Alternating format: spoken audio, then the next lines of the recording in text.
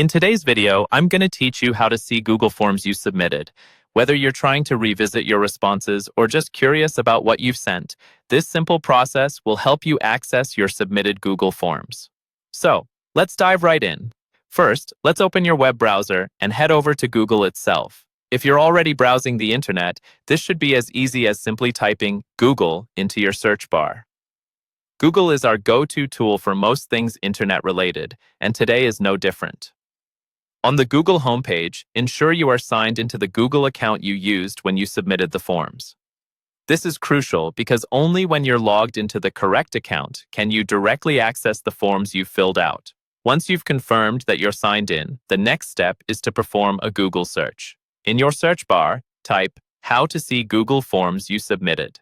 This query is the key to uncovering what you're after, so make sure it's precise. Hit enter, and you'll be presented with a list of search results. Navigate through these until you find the link that says, "How to see Google Forms you submitted." Click on this, and this will direct you to a helpful guide or documentation page that provides specific information about accessing your form submissions.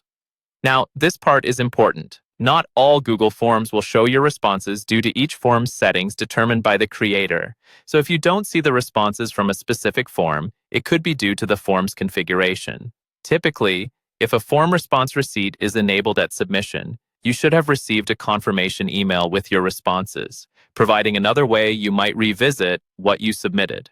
So check your inbox for these confirmations as they can serve as a backup.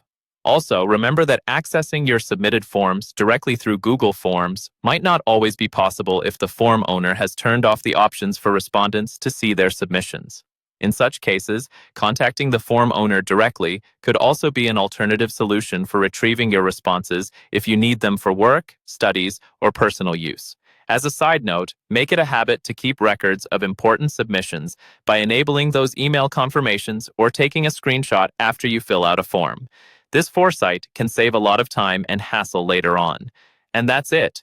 You now know how to view your submitted Google Forms and what steps to take if you can't directly access them. I hope you found this guide helpful. Be sure to like, subscribe, and hit the notification bell for more useful tech tips and tricks. Thank you for watching, and have a great day going through those forms.